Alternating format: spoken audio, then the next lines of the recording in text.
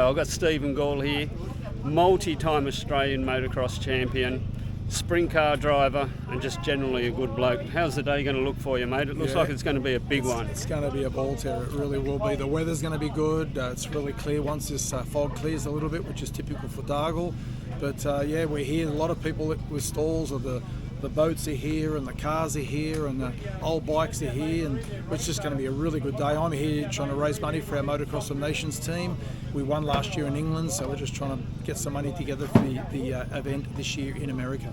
This year at a place called Crawfordsville, it's an hour out of Indianapolis, so it should be a really good event. But we're in America, so Americans will be very strong there, and the American support will be good. So it's going to be a tough one to win, but with our win last year, the first time in 40 years we've been trying to win that race. I was in the first team. I was the first one to say, let's go to the Motocross of Nations back in the day.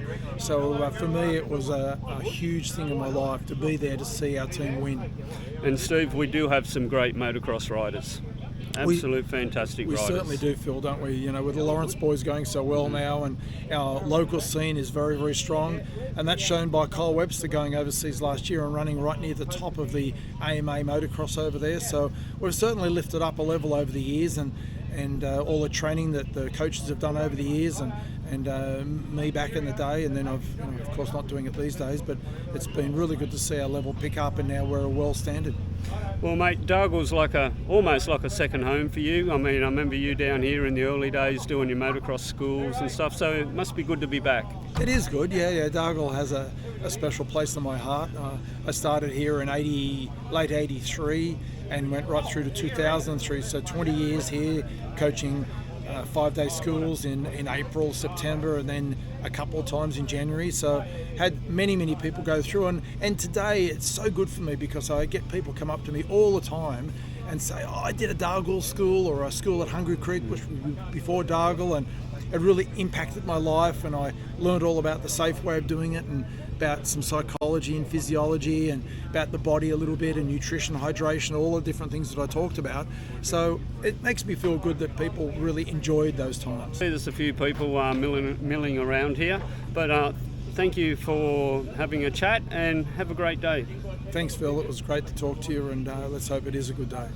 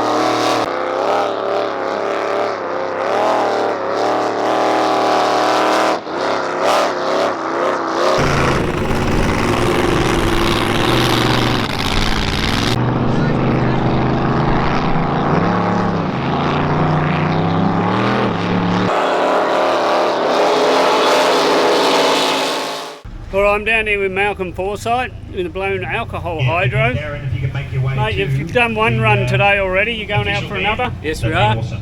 Hopefully be a little bit starter on the straight line. The wind just moved me a little bit. Tell us a little bit about your boat. It's Curtis Craft 500 501. Yep, 500. It didn't originally have a cell in it. We fitted the cell in America, and then I brought the boat back.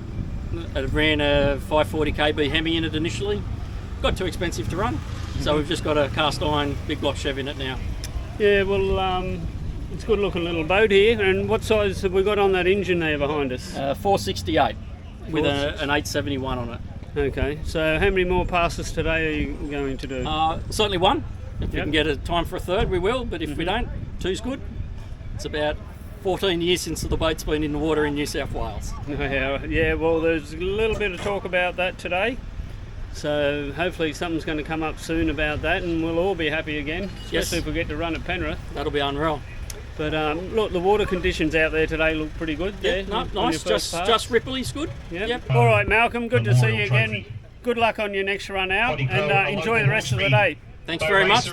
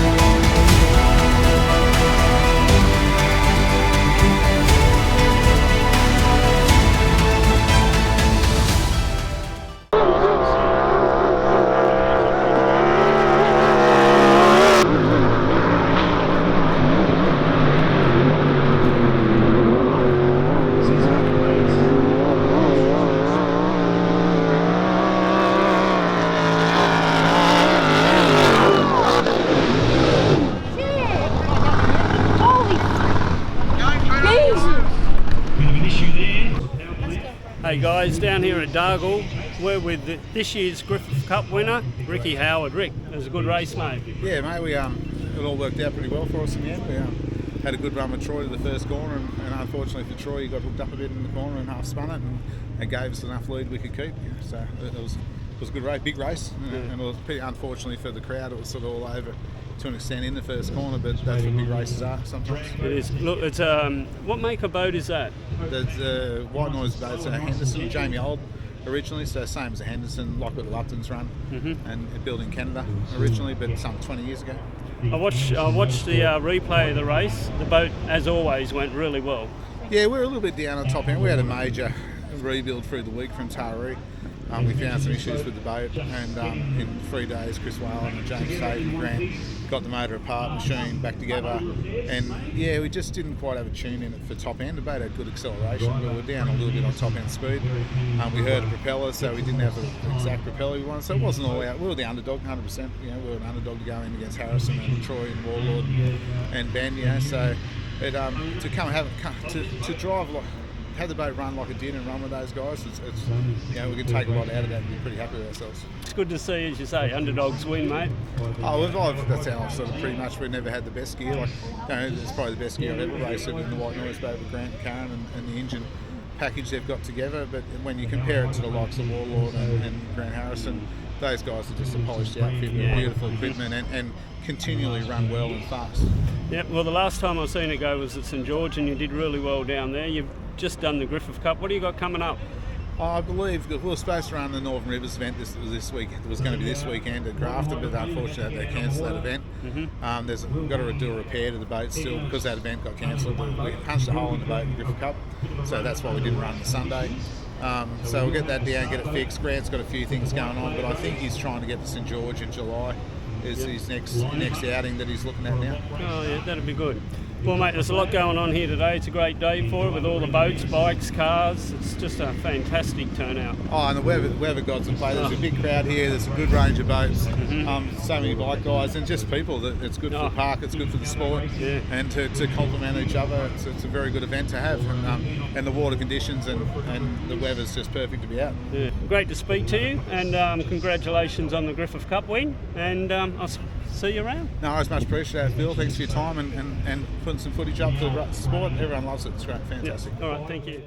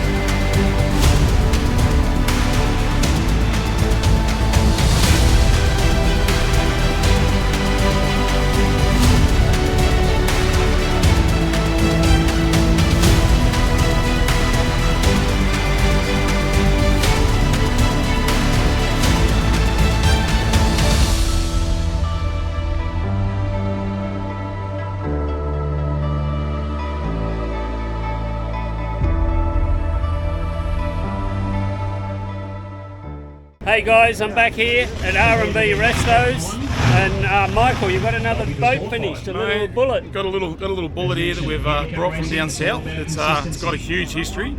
It's the original Warlord, which started with, from memory, Steve Heron, then went to Steve Thompson, and Steve Thompson then carried the name Warlord through ski racing for an eternity. Yep, little 15-foot bullet, built by Brian Fleming. It's got one of our 150XS straight 6 Mercs on it, and it's actually carrying the registration number on it of BF7N for Brian Fleming. And we've also got the name on it. It's at the moment No Worries for Graham Russell's bullet. So it's a bit of a mixture at the moment. As always, the boat is beautifully presented, beautifully restored. I mean, everything you guys touch is just 100%. Look, we do try our best. We pride ourselves in what we do. We've had our moments of throwing things together and just throwing them on the water. We've been a bit slower the last 12 months and putting the effort in to make sure they're finished properly. We've got about 12 to 15 boats in the fleet now, so it's definitely a work of love, and we're getting closer to getting more and more on the water. Wow, that's a lot. It is. That's a lot. Yeah. But you always see is always in the shed, and the quality is just we're always second to playing. none. Yeah, Second we're always to playing none. and tinkering. So yeah, no, it's good fun. It's good fun. It's been a great day down here today with all the bikes and the cars and Mate, just the people. You can hear the noise in the background there, one of the inboards. It's been amazing.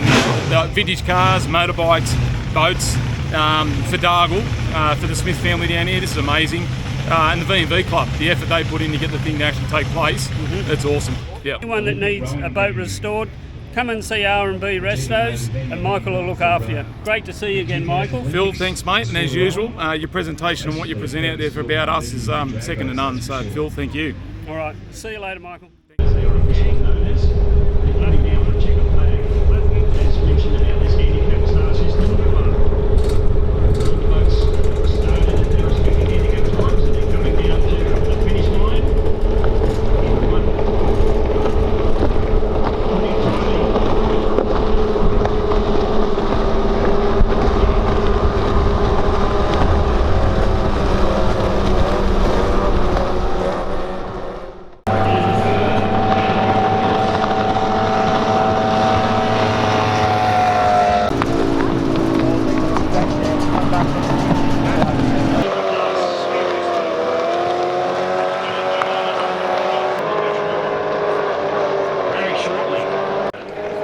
Second, third and fourth boats are battling it out. They're spread out a little bit, but in terms of nose to tail, very close indeed.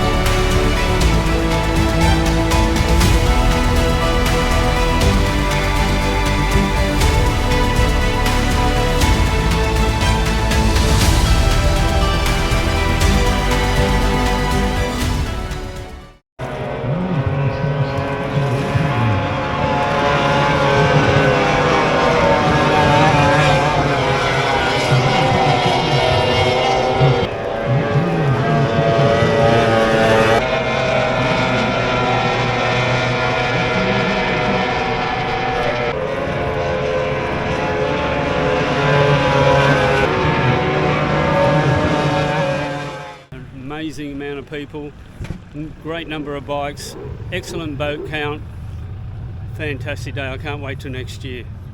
I hope you enjoyed it.